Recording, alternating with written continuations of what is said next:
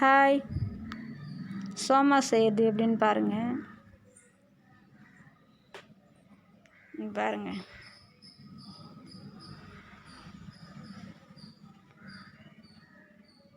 சோமாஸுக்கு என்னென்ன தேவைன்னு சொல்கிறேன் பாருங்கள். அது உள்ளே வைக்கிற ஸ்டெப்பு உடச்சிக்கல்ல, ரவை, தேங்காய் பூ, ஏலக்காய், சர்க்கரை, இது எல்லாம் சேர்த்து தான் நம்ம ரெடி பண்ண போகிறோம். சரிங்களா?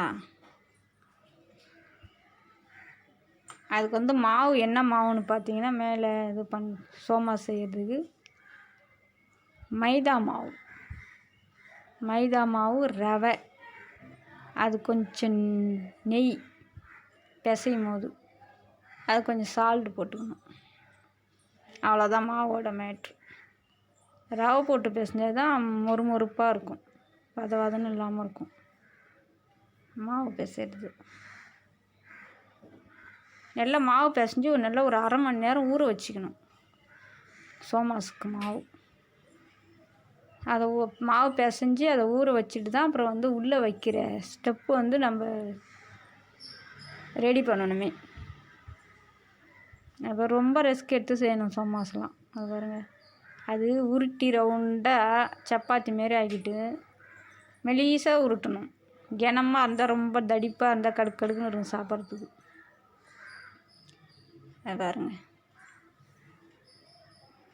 உருட்டி அது டிசைன் நம்ம கையாலே பண்ணிக்கலாம். அந்த சோமாஸு அதுக்கு இருக்குது, அதை போட்டு செய்கிறதுக்கு அது ஒட்டுது அப்படி. அது ரொம்ப ரிஸ்க் எடுத்து லேட்டாகும் பொழுது ஒவ்வொன்றா செஞ்சு அதுக்குள்ளே வச்சு அது மூடி அது மேலே வேறு பிச்சு வேறு எடுக்கணும். அப்புறம் திரும்ப அந்த மாவு பேசணும், வேஸ்ட்டாக போகுதுன்னு கையாலே மடித்து விட்டாச்சு. பாருங்கள், இதுதான் சோமாஸ் செய்கிறது.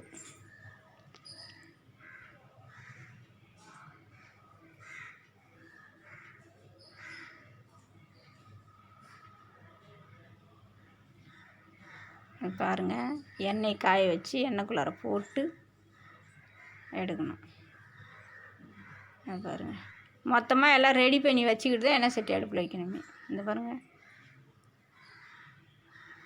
செஞ்சு ஒரு பிளேட்டில் அழகாக அடுக்கி வச்சுக்கணும். ஒட்டாது, ஆனால் ஒன்று மேலே ஒன்று வச்சா கூட. பாருங்கள்,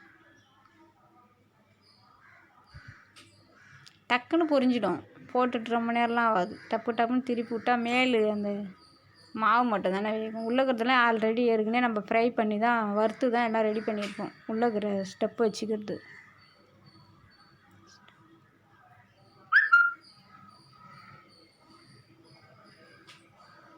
பாருங்கள், பொரிக்கிறது டக்குன்னு போட்டு பொரிச்சு எடுத்துடலாம். ஒரு அரை மணி நேரத்தில், ஒரு 1/4 மணி நேரத்தில் கூட ஆகிடும் பொரிக்கிறது. எண்ணெய் நல்லா காஞ்சிச்சுன்னா டக்குன்னு பொரிஞ்சிடும். அது முன்னாடியே ரெடி பண்ணுறது தான் சிரமமாக இருக்கும்.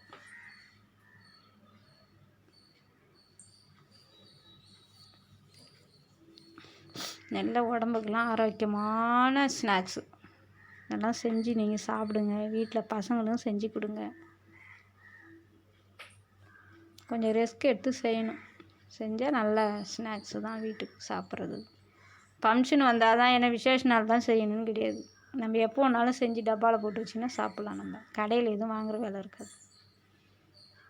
நாங்கள் எப்போவுமே அடிக்கடி செஞ்சு வச்சுப்போம். வீட்டில் டைம் இருந்தால் செஞ்சுப்போம், வேலைங்களே இருந்ததுன்னா செய்ய முடியாது. பாருங்கள், சோமாஸ் ஃபஸ்ட்டில் இருந்து உங்களுக்கு முதல்ல இருந்து வேணும்னாக்கா ஏற்கனவே ஒரு வீடியோவில் போட்டிருக்கோம் பாருங்கள். அது எப்படி அதுக்கு அளவுலாம் எடுத்து ரெடி பண்ணி அதை வறுத்து மிக்சியில் அரைச்சி எல்லாமே ரெடி பண்ணது இன்னொரு வீடியோவில் அது முழுசாக இருக்கும். இது சும்மா கொஞ்சம் தான் போட்டிருக்கோம். இது ஒரு 5 நிமிஷத்து வீடியோ தான். அதனால 1 hour கிட்ட வரும். அந்த வீடியோ பாருங்கள், அதுதான் முழுசாக தெரியும் உங்களுக்கு. செய்யறது எப்படின்னு கற்றுக்கணுன்னா அந்த வீடியோக்குள்ளே போய் பாருங்கள். இன்னொரு வீடியோவில் இருக்கும் பாருங்கள்.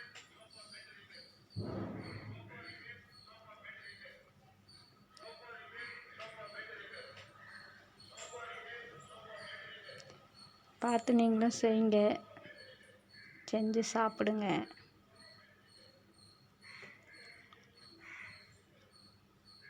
இது சும்மா நடுவில் செஞ்சு எடுத்து போட்டிருக்கோம். முழுசாக பார்க்கணுன்னா வீடியோக்குள்ளேயே இருக்குது பாருங்கள். இன்னொரு வீடியோ இருக்கும், அதில் எடுத்து பாருங்கள். சூப்பராக இருக்கும் செஞ்சது. முழுசாக ஃபஸ்ட்டில் இருந்தே இருக்கும் அது. இதை பாருங்கள், ரொம்ப லென்த்தாக வந்துடுது வீடியோ. 1 மணி நேரம் 2 மணி நேரம் ஆகுது இதெல்லாம் செய்கிறதுக்கு. அது ஃபுல்லாக வீடியோ எடுக்க முடியல.